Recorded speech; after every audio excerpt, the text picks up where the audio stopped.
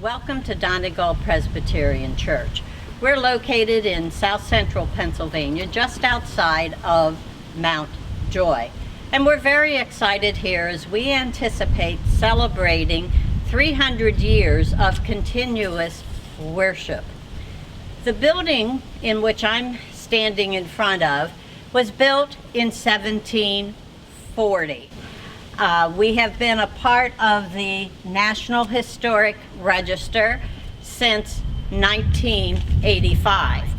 Prior to this building, the congregation would meet in a log church. The grounds of Donegal are both historical and beautiful. We have several sites that we'd like to point out to you. The spring was one of the primary reasons that the early settlers found this a good place to settle. The spring provided a reliable source of water, and still to this day has never failed, and between 2 and 3 million gallons of water flow through the spring each day. The grounds also include an oak grove, and the oak grove lies between the church and the Simon Cameron estate. It is said that under those trees, many Revolutionary War discussions took place. The Witness Tree Plaza is a commemorative for the Witness Tree event, which took place in 1777. On a Sunday morning, the church services in this building were interrupted by a messenger who was sent from George Washington, asking Colonel Lowry to muster his troops and bring his troops to the Philadelphia area. Those people left the church building and came out and circled around the Witness Tree to pledge their support for the Revolutionary War movement.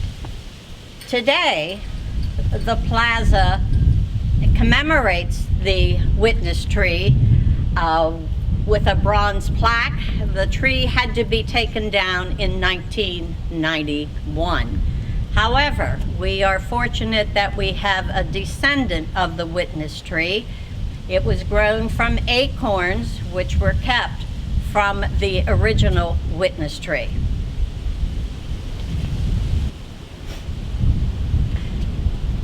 The cemetery is also quite historic. It's surrounded by a stone wall that was built by masons from Chester County.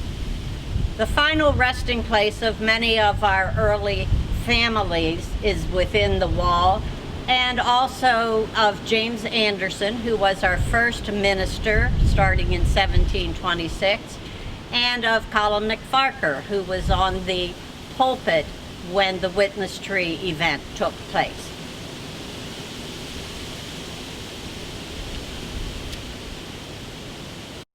And the study house, which was built in the early 1800s. The Reverend Matthew Randolph is our current minister. He is the 31st minister to serve as a full-time pastor. Our first permanent minister, the Reverend James Anderson, began his ministry here in 1726.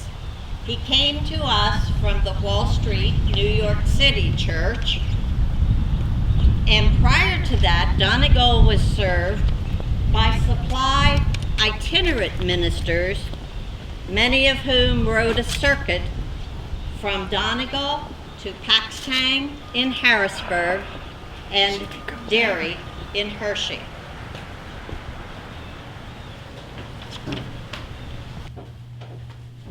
Hello, I'm Matt Randolph, and I'm the pastor here at the Donegal Presbyterian Church. Portia asked me to speak with you a little bit today about how our early church mothers and fathers came to here, this place we know and love as Donegal. So about 400 years ago in the Borders region, people were looking for a better life, a new opportunity. Some were Anglicans in northern England, but most were Presbyterians in southern Scotland. At the same time, in an effort to secure his claims to land in Ireland, James I of England and VI of Scotland needed people to settle in the province of Ulster. So lured by the desperate need of opportunity, many went and became known as the Ulster Scots. The life of the Ulster Scots found in the north of Ireland wasn't easy. The opportunity that many hoped for was hard to realize. Plus, there were obvious tensions with the native Irish, political tensions enveloped in religious differences. This tension led to many battles, which ultimately solidified British control in the region. So just over 300 years ago, the Ulster Scots were looking for opportunity yet again, a better life. Many decided to come to the American colonies. Our church mothers and fathers left County Donegal and County Londonderry, which sit beside each other, and with a mass migration, entered the colonies through Newcastle, Delaware, and Philadelphia, Pennsylvania, where you will find our oldest churches. Now, these newly arrived opportunity-seeking Ulster Scots, who would later become known as the Scots-Irish, were encouraged by the Penn family to settle in very specific areas of what was known as the frontier. The Penns needed people who, let's be honest, weren't afraid of conflict, to act as buffers between certain groups and all the pacifists that were arriving in Pennsylvania seeking religious freedom. Presbyterians were settled along what ultimately became known as the Mason-Dixon line to serve as a buffer with Maryland, and also up the Susquehanna Valley, where our church sits, to act as a buffer with the native Susquehannocks, which is an Iroquois nation. So all around northwest Lancaster County, you will find the footprint of our early church mothers and fathers. Donegal, Mountjoy, named after a ship that saved the city of Londonderry when it was besieged, Raphoe, and Elizabethtown, named after an early settler. And even farther, in both bordering Dauphin and Lebanon counties, you will find both Londonderry and Derry townships. So here, 300 years ago, Scots-Irish found a beautiful oak grove next to a spring in East Donegal Township and founded a place of worship, Donegal Presbyterian Church. Okay. As Matt said, our earliest Scots-Irish settlers began arriving here primarily between 1714 and 1716. They arrived to a wilderness area. There were already Native Americans here. We had the Conestogas, which were a part of the Susquehannocks, and then we had the William Penn family thinking it was a good idea to place the Scots-Irish here so they could provide a buffer between the Native Americans and the more pacifist settlers to the east of us. The Scots-Irish settled. They became farmers, they became traders, they became business people. The spring, which we talked about earlier, was an important draw to place the church and the settlement here. It provided much needed water for the settlers and for animals.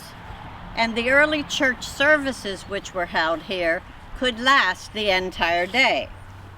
The spring has never failed, and it's estimated today that more than 2 million gallons of water flow through the spring. The first settlers were thought to have worshipped inside the cemetery walls in a log church. In a few decades, there was a need for a larger, more permanent place to worship, and thus the meeting house was built.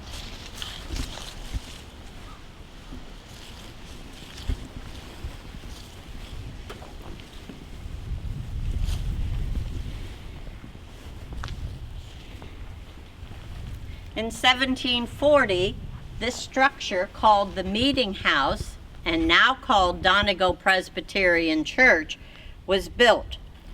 It is still used for worship today by the Donegal congregation. The building itself has had little change over the years. However, in the Meeting House, the entrance was on this south wall, and the orientation of the pews was facing the pulpit, which at that time was on the north side. The pews inside were rented by congregants. They had a door that closed them in, and they were raised.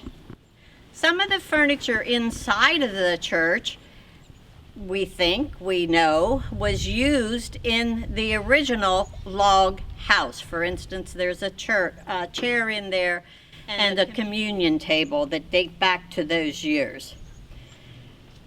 In 1851, there was a major interior remodel, and basically the pews were turned to face a different orientation, and they now face the pulpit, which is on the west side.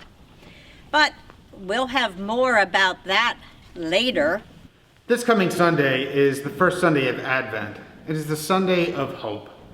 Now, 2021 is a very important year in the life of the witness and worship of this church as we celebrate 300 years.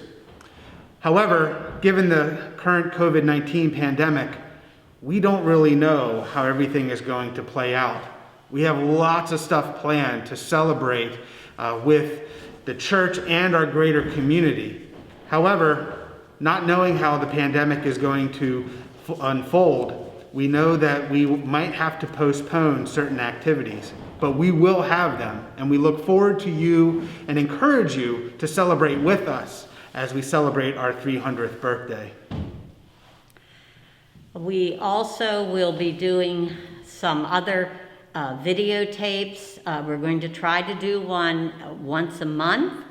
If you will watch for next month, we will be planning on a visit from our first American-born pastor, the Reverend William Kerr.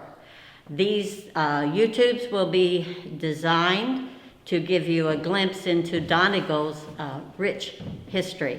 And as Matt said, we would welcome all of you to come and share with us. We've already made some alterations to our plans, but as he said also, we will proceed when the time is safe. Thank you. Thank you.